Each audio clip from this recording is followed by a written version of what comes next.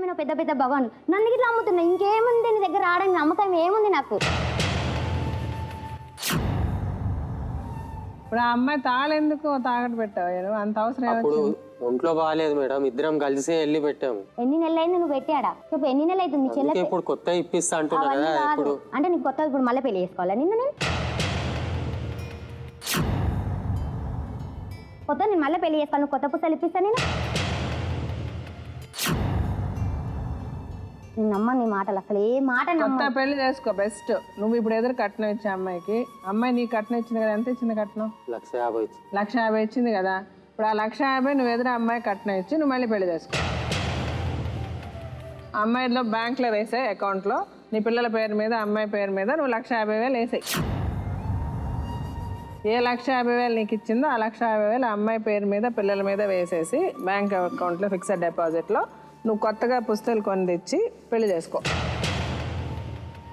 నువ్వు 6 నెలలు అంటావా సంవత్సరం అంటావా, నువ్వు డబ్బులు సంపాదించి అమ్మాయికి 150,000 నువ్వు బ్యాంకులో వేసి పిల్లల పేరు మీద అమ్మాయి పేరు మీద వేసి కొత్తగా తాళి పట్టుకొని పెళ్లి చేసుకో. 1,50,000 అని అమ్మాయి అంటారు, మరి అట్లీస్ట్ 1,00,000 రూపాయలు తీసుకురా 6 నెలలు. తీసుకొస్తే నేను అప్పుడు అమ్మాయిని ఒప్పించి అమ్మాయి పేర్లో 1,00,000 రూపాయలు వేయించి నీకు కాపురానికి పంపిస్తా. నువ్వు అలాగే 6 నెలలు ఎవరు నిన్ను వేలెత్తి చూపించేలాగా నువ్వు బిహేవ్ చేయకమ్మా. నువ్వు జాగ్రత్తగా నీ పని చేసుకో, నీ పిల్లల్ని చూసుకో, నీ ఆరోగ్యం చూసుకో, అంతే.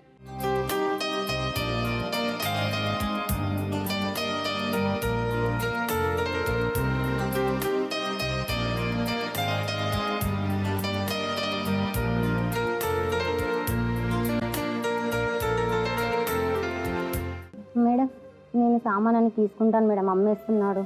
తీసుకో, ఇంటికి వెళ్ళి తెచ్చుకుంటాను. కలిసి ఉండాలనుకుంటే సామాన్ తీసుకుంటాను, నా దగ్గర ఉంటాయి, ఎవరికి ఇవ్వను మేడం. అది కూడా రాస్తాను నేను. సామాన్ నా దగ్గర అయితే కుదరదు, అయితే అండర్స్టాండింగ్ లేదు. నీ దగ్గర ఎందుకు ఉండాలి సామాన్లు? నువ్వు కలిసి ఉందామంటున్నావు కాబట్టి అండర్స్టాండింగ్ వచ్చాం మనం. ఏది 6 నెలల్లో నువ్వు 1,00,000 రూపాయలు తీసుకొచ్చి జమ చేస్తే అమ్మాయి నీతో కాపురానికి వస్తుంది. ఇప్పుడు ఆ అమ్మాయి సామాన్లు అమ్మాయికి ఇచ్చేసి అమ్మాయి సామాన్లు నీకేంటి పని? ఎందుకు ఇస్తావు? నువ్వు అమ్మాయి బంగారం అంతా అమ్ముకున్నప్పుడు లేదు, నీకు అమ్మాయి సామాన్లు ఉపవాసం ఉందా? సరే నువ్వు పెళ్ళాన్ని పోషించే బాధ్యత నీది. పెళ్ళాం నగలు అమ్ముకొని పోషించేవాడు మొగుడు కాదు. పెళ్లి కప్పు అయిండే కదా. ఎందుకు వాళ్ళు పెళ్లి కప్పు? అప్పు చేసి ఎందుకు పెళ్లి చేసుకున్నావు? పెళ్ళాన్ని పోషించలేని మగాడు ఏం మగాడు? పెళ్ళాన్ని తాళి పొట్టేమో తాకట్టు పెట్టుకొని అమ్ముకొని పెళ్ళానికి తిండి పెట్టలేను నీకెందుకే పెళ్ళాం? అమ్మాయి సామాన్లు అమ్మాయికి ఇచ్చాయి. నువ్వు 6 నెలల్లో టైం పెడతావు, నువ్వు 1,00,000 రూపాయలు అమ్మాయి తాళిబొట్టు తీసుకెళ్ళు. ఇప్పుడు ఆమెకు అక్కడ రూమ్ లేదు ఏం లేదు మేడం, ఇక్కడనే అమ్మాయి టెంట్ వేసుకొని ఉంటుంది, లేకపోతే మా ఇంట్లో వచ్చి ఉంటుంది. ఉంచనివ్వండి, 6 నెలల తర్వాత డబ్బులు నీకు అనవసరం. ఆ సామాన్లు తెచ్చి నా ఇంట్లో పెడుతుంది, నీకు అనవసరం. నువ్వు చెప్పక ఆ సామాన్లు ఎవరో తక్కువ వస్తే నేను కొనిస్తా. అర్థమవుతుందా? నిజమైన ప్రేమ ఉన్నాడు బయట ఇవన్నీ మాట్లాడవు కదా. అంతే, సరే బయలుదేరా. అంటే ఏం పెత్తనం మీ దగ్గర? ఎన్ని కోట్లు ఉన్నాయని కోట్లకి పెత్తనం? ఉద్దేశం కాదు మేడం. మరి ఏంటి ఉద్దేశం? ఆ ఉద్దేశం కాదు, వీళ్ళందరూ నా గుప్పిట్లో ఉండాలి మెయిన్. ఇప్పుడు నా పిల్లల భవిష్యత్తు పాడు చేసింది తల్లి.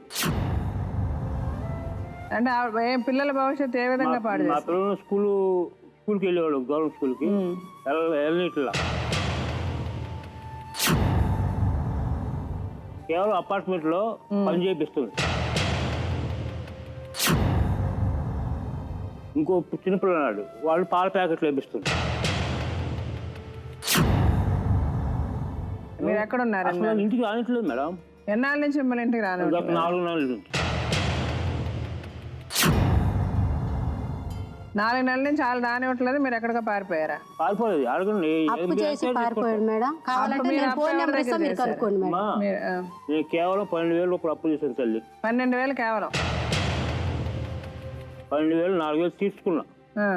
ఆల్రెడీ నేను వాళ్ళకి నిదానం ఇచ్చుకుంటా అని చెప్పాను, వాళ్ళు ఒప్పుకున్నారు కూడా. ఎవరు ఒప్పుకున్నారు? ఎవరి దగ్గర అప్పు తీసుకున్నారు? మా అపార్ట్మెంట్ ఉండే సార్ల దగ్గర తీసుకున్నారు. మరి వాళ్ళు వచ్చి వీళ్ళు ఇంట్లో గొడవ చేసి ఇంట్లో తాళం వేసి ఇవన్నీ చేసింది ఎందుకు? ఎప్పుడు అలా జరగలేదు తల్లి.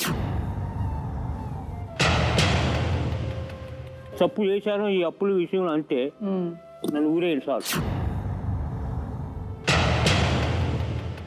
అట్లా కాదు, ఇప్పుడు ఆమె చెప్పింది నేను అబద్ధం అని చెబుతున్నా. నేను అబద్ధం చెప్తే మరి నువ్వు అప్పు ఎందుకు చేసినట్టు? ఆయన తాళం వేయలేదు అక్కడ. మేడం మీరు ఒకసారి ఫోన్ చేసి అడగండి, నేను ఫోన్ నెంబర్ ఇస్తాను. ఆయన అడగండి, మీరు ఎదురుగానే ఉన్నారు. నేను ఫోన్ నెంబర్ ఇస్తాను. నేను అప్పు నువ్వు అప్పు చేయలేదా? వచ్చి తాళం వేయలేదా మాకు 2 గంటలకి? ఎవరు వచ్చి మా ఇంటికి మా పిల్లల్ని పిలవండి, మా పిల్లల్ని అడగండి. రండి అమ్మా. రండి రా.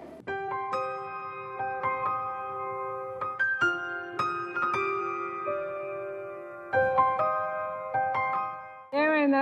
తలుపు తాళం వేసారా వచ్చి? నైట్ బండి తోలుకుని వెళ్ళిపోయింది ఆంటీ. వెళ్ళిపోయినాక వాళ్ళు టూ ఇంటికి వచ్చారు. వచ్చేసి గొల్లెం పెట్టారు ఒక 2 గంటల దాకా. తెచ్చిండు. అయితే ఉన్నాడు డోర్ ఆయన ఉన్నాడు, ఆయన ఊకే గేడు పెట్టి. ఈయన ఎక్కడికి వెళ్ళిపోయాడు? అప్పుడు ఎక్కడికి వెళ్ళిపోయాడు? తర్వాత ఎప్పుడు వచ్చాడు? మళ్ళీ ఎప్పుడో అర్ధరాత్రి రేపు అట్లా వచ్చిండు. వచ్చి మా అమ్మని అలా తిట్టిండు, కొడుతుంది. ఇప్పుడు 4 నెలలు అతను మిమ్మల్ని వదిలేసి వెళ్ళిపోయాడా?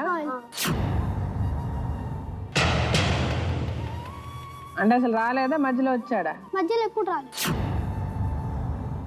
రాలేదు. సరే చెప్పండి ఇంకా మీ కథ. ఒకసారి వస్తున్నాను మేడం.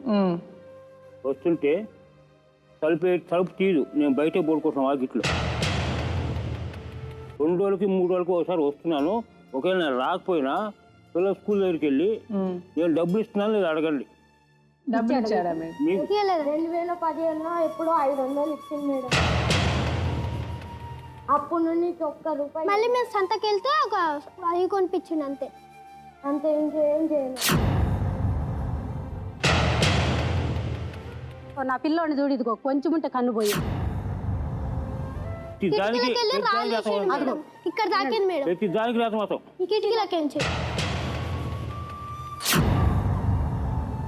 కిటికీలోంచి ఎలా కొడతారు? కిటికీలో నుంచి రాళ్ళు వేసి కొడతాము, బొంగులు వేసి కొడవటం మేడం. అదిగో ఈ పిల్లోడికి ఇక్కడ తగిలింది, ఇగో నా చెవు గూబులు పగిలిపోయింది. ఇక ముక్కులమ్మ రక్తం పడి రోడ్డు మీద పడి అల్లాడుతుంటే ఆ పాట పడేసి పోతే అందరూ ఈ చుట్టుపక్కల వాళ్ళు తీసుకెళ్ళి పోలీస్ స్టేషన్ తీసుకెళ్ళి పోలీస్ కంప్లైంట్ ఇప్పించారు నా చేత. మా అమ్మని ఏమంటావని మా మడదొచ్చి రొమ్మ మీద గుద్దాడమ్మ నన్ను. కుప్పలు తీసుకొని ఆ రోజు నువ్వు నాతో సంసారం చేస్తావా చేయవని గొడవ పెట్టి సంసారం చేసి తెల్లారి నొప్పులు వచ్చినాయమ్మ నాకు. నా పిల్లలు అట్లా కన్నా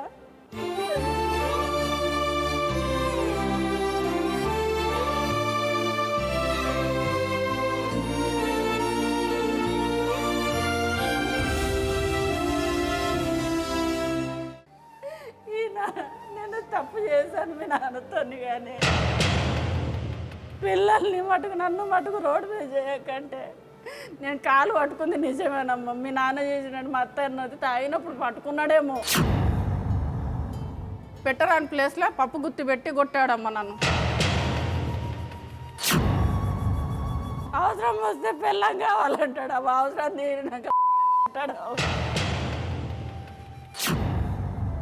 నువ్వు ఎందరితో అంటావు, తండ్రితో కూడా అక్రమ సంబంధం లేదని చెప్పింది మా ఆయనతో కూడా. నిజం చెప్తున్నా మేడం, ఇదైతే అబద్ధం కాదు. నేను అనాథనయ్యా, నా పిల్లలైతే కావద్దు.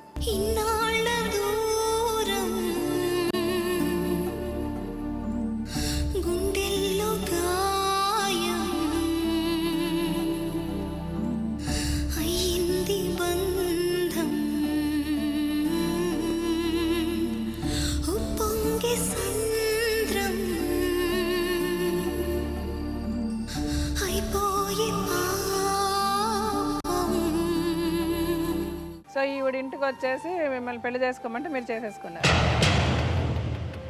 ఈవిడ ఈయనకి మొగుడు ఉన్నాడు, ఈవిడికి పిల్లలు ఉన్నారు, వీళ్ళకి సంసారం ఉంది, అవన్నీ మీకు తెలుసా? తెలుసు. అంటే నువ్వు అతను అన్నావు, నన్ను సంసారానికి అయితే నేను అతనికి కావాలని. అప్పుడు నీకు సంసారానికి కావాలని వెళ్ళావా సంతోష్ దగ్గరికి? నేను ఉండలేను.